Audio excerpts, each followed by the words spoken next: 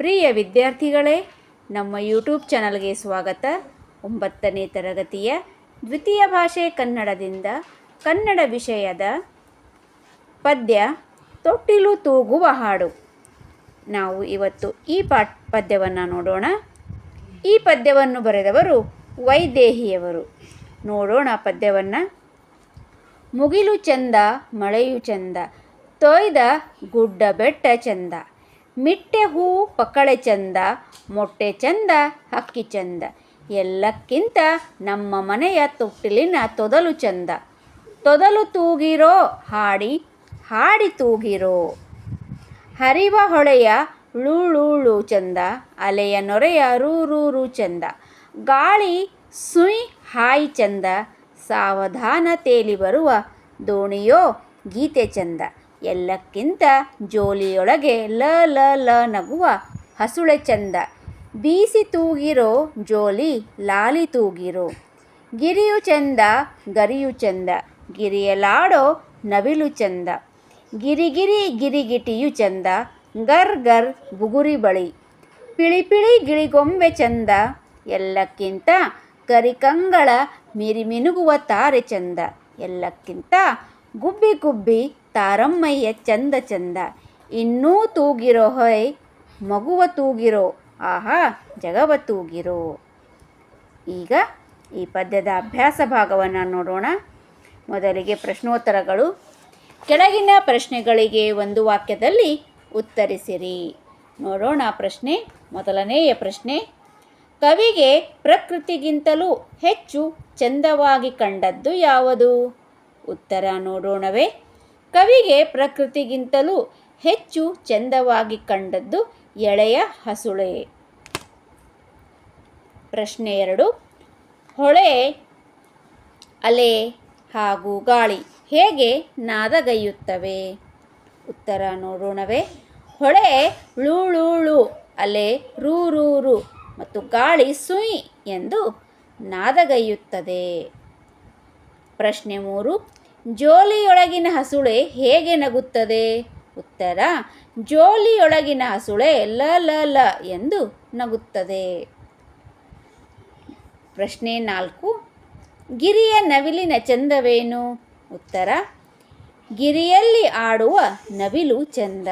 ಗಿರಿಯಲ್ಲಿ ಆಡುವ ನವಿಲಿನ ನಾಟ್ಯನೂ ಚಂದ, ನಾಟ್ಯ ಚಂದ, ನವಿಲು ಚಂದ. ಗಿರಿಯಲ್ಲಿ ಆಡುವ ನವಿಲು ಚಂದ. ಪ್ರಶ್ನೆ 5, ಕರಿಕಂಗಳಲ್ಲಿ ಎಂತಹ ಚಂದವಿದೆ? ಉತ್ತರ, ಕರಿಕಂಗಳಲ್ಲಿ ಮಿರಿಮಿರಿ ಮಿನುಗುವ ನಕ್ಷತ್ರದ ಚಂದವಿದೆ. ಮುಂದಿನ ಭಾಗ ನೋಡೋಣವೇ. ಕೆಳಗಿನ ಪ್ರಶ್ನೆಗಳಿಗೆ 3-4 ವಾಕ್ಯಗಳಲ್ಲಿ ಉತ್ತರಿಸಿರಿ. ನೋಡೋಣ ಪ್ರಶ್ನೆ 1, ತೊಟ್ಟಿಲು ತೂಗುವ ಹಾಡು ಕವಿತೆಯಲ್ಲಿ ಕವಿಗೆ ಚಂದವಾಗಿ ಕಂಡ ಪ್ರಕೃತಿಯ ದೃಶ್ಯಗಳಾವುವು? ಉತ್ತರ, ಮುಗಿಲು ಚಂದ, ಮಳೆಯೂ ಚಂದ, ಮಳೆಯಿಂದ ತೊಯ್ದ ಬೆಟ್ಟಗುಡ್ಡ, ಮಿಟ್ಟೆ ಹೂ ಪಕಳೆ ಚಂದ, ಮೊಟ್ಟೆ ಹಕ್ಕಿ ಎಲ್ಲ ಚಂದವಾಗಿ ಕಂಡವು. ಪ್ರಶ್ನೆ 2, ಕವಯಿತ್ರಿಯು ತೊಟ್ಟಿಲಲ್ಲಿ ನಗುವ ಹಸುಳೆಯ ಚಂದವನ್ನು ಹೇಗೆ ವರ್ಣಿಸಿದ್ದಾರೆ? ಉತ್ತರ ನೋಡೋಣವೇ. ಹರಿವ ಹೊಳೆಯ ಲೂಳೂಳು ಚಂದ, ಅಲೆಯ ನೊರೆಯ ರೂರೂರು ಚಂದ, ಗಾಳಿಯ ಸುಯ್ ಚಂದ, ತೇಲಿ ಬರುವ ದೋಣಿ ಚಂದ, ಎಲ್ಲಕ್ಕಿಂತ ಜೋಲಿಯೊಳಗೆ ಲ ಲ ಲ ನಗುವ ಹಸುಳೆ ಚಂದ ಎಂದು ವರ್ಣಿಸಿದ್ದಾರೆ. ಮುಂದಿನ ಭಾಗ ನೋಡೋಣವೇ. ಕೆಳಗಿನ ಪ್ರಶ್ನೆಗಳಿಗೆ 8-10 ವಾಕ್ಯಗಳಲ್ಲಿ ಉತ್ತರಿಸಿರಿ. ಪ್ರಶ್ನೆ 1 ನೋಡೋಣವೇ. ತೊಟ್ಟಿಲು ತೂಗುವ ಹಾಡು ಕವಿತೆಯಲ್ಲಿ ಕವಯಿತ್ರಿ ಜಗವನ್ನೆಲ್ಲ ತೂಗಿರುವ ಪರಿ ಹೇಗೆ? ಉತ್ತರ, ತಾಯಿ ತನ್ನ ಮಗುವನ್ನು ತೂಗುವ ನೆಪದಲ್ಲಿ ಪ್ರಕೃತಿಯ ಎಲ್ಲ ವಿಷಯಗಳನ್ನು ತೂಗಿ ಹಾಡಿದ್ದಾರೆ. ಮುಗಿಲು ಮಳೆ, ಬೆಟ್ಟ ಗುಡ್ಡ, ಮಿಟ್ಟೆ ಹೂಪಕಳೆ, ಮೊಟ್ಟೆ ಹಕ್ಕಿ ಎಲ್ಲ ಚಂದ, ಆದರೆ ತನ್ನ ಕಂದ ಚಂದ.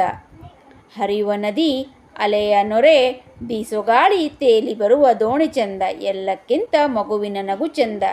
ಗಿರಿಯ ನವಿಲಿನ ನರ್ತನ, ತಿರುಗು ಬುಗುರಿ, ಗಿಳಿ ಗೊಂಬೆ, ಎಲ್ಲಕ್ಕಿಂತ ಮಗುವಿನ ಕಣ್ಣು ತಾರಮ್ಮಯ್ಯ ಕೈ ಚಂದ ಎಂದು ಜಗವನ್ನೇ ತೂಗಿದ್ದಾರೆ. ಪ್ರಶ್ನೆ 2. ತೊಟ್ಟಿಲು ತೂಗುವ ಹಾಡು ಕವಿತೆಯ ಆಶಯವನ್ನು ನಿಮ್ಮ ಮಾತುಗಳಲ್ಲಿ ಬರೆಯಿರಿ. ನೋಡೋಣವೇ ಉತ್ತರನ. ತೊಟ್ಟಿಲು ತೂಗುವ ಹಾಡು ತಾಯಿ ಮಗುವಿನ ಅವಿನಾಭಾವ ಸಂಬಂಧದ ಪ್ರತೀಕವಾಗಿದೆ. ಇಂದಿನ ಆಧುನಿಕ ಯುಗದಲ್ಲಿ ತೊಟ್ಟಿಲುಗಳಾಗಲಿ ತಾಯಿ ಮಗುವಿನ ಸಂಬಂಧದ ಬಂಧವಾಗಲಿ ಬಿಗಿಯಾಗಿ ಕಾಣುತ್ತಿಲ್ಲ. ನಗರ ಸಂಸ್ಕೃತಿ ಕಡಿಮೆಯಾಗುತ್ತಿದೆ. ಈ ಹಿನ್ನೆಲೆಯಲ್ಲಿ ತಾಯಿ ಮಗುವಿನ ಸಂಬಂಧದಲ್ಲಿ ತೊಟ್ಟಿಲು ಅಥವಾ ಲಾಲಿ ಹಾಡು ಇಲ್ಲವೇ ಮಗುವಿಗೆ ತಾಯಿಯ ಅಕ್ಕರೆಯ ವಾತ್ಸಲ್ಯದ ಅವಶ್ಯಕತೆಯನ್ನು ಕವಿತೆ ಎತ್ತಿ ತೋರಿಸುತ್ತದೆ. ಮುಂದಿನ ಭಾಗ ನೋಡೋಣವೇ. ಸಂದರ್ಭದೊಡನೆ ವಿವರಿಸಿರಿ. ಮೊದಲನೆಯದು, ಎಲ್ಲಕ್ಕಿಂತ ನಮ್ಮ ಮನೆಯ ತೊಟ್ಟಿಲಿನ ತೊದಲು ಚಂದ. ನೋಡೋಣವೇ ಈ ವಾಕ್ಯವನ್ನು ವೈದೇಹಿಯವರು ಬರೆದಿರುವ ತೊಟ್ಟಿಲು ತೂಗುವ ಹಾಡು ಪದ್ಯದಿಂದ ಆರಿಸಲಾಗಿದೆ. ಮಗುವನ್ನು ತೂಗುತ್ತಾ ಮುಗಿಲು, ಬೆಟ್ಟ, ಗುಡ್ಡ, ಮಳೆ, ಮಿಟ್ಟೆ, ಹೂಪಕಳೆ, ಮೊಟ್ಟೆ, ಹಕ್ಕಿ ಎಲ್ಲಕ್ಕಿಂತ ತೊಟ್ಟಿಲಲ್ಲಿರುವ ತಮ್ಮ ಮಗು ಚಂದ ಎಂದು ಹೇಳಿದ್ದಾರೆ. ಎರಡನೆಯ ವಾಕ್ಯ, ಮಗುವ ತೂಗಿರೋ ಆಹಾ ಜಗವ ತೂಗಿರೋ. ಈ ವಾಕ್ಯವನ್ನು ವೈದೇಹಿಯವರು ಬರೆದಿರುವ ತೊಟ್ಟಿಲು ತೂಗುವ ಹಾಡು ಪದ್ಯದಿಂದ ಆರಿಸಲಾಗಿದೆ.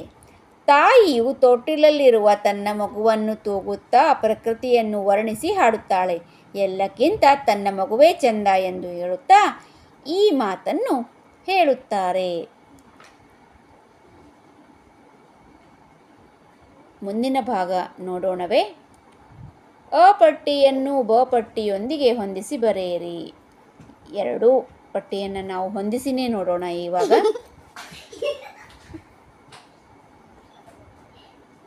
ಹೊಂದಿಸಿ ಬರೆಯಿರಿ. ಅ ಮತ್ತು ಬ ಪಟ್ಟಿ ಎರಡನ್ನು ಹೊಂದಿಸಿ ನೋಡೋಣ. ಹರಿವ, ಮೊದಲನೆಯದು ಹರಿವ ಹೊಳೆ, ಬೀಸುವ ಗಾಳಿ, ತಿರುಗುವ ಬುಗುರಿ, ಮಿನುಗುವ ತಾರೆ, ತೂಗುವ ತೊಟ್ಟಿಲು, ಹಾಡುವ ಲಾಲಿ, ತೇಲುವ ದೋಣಿ. ಮುಂದಿನ ಪಾಠದೊಂದಿಗೆ ಮತ್ತೆ ಭೇಟಿಯಾಗೋಣ. ಧನ್ಯವಾದಗಳು.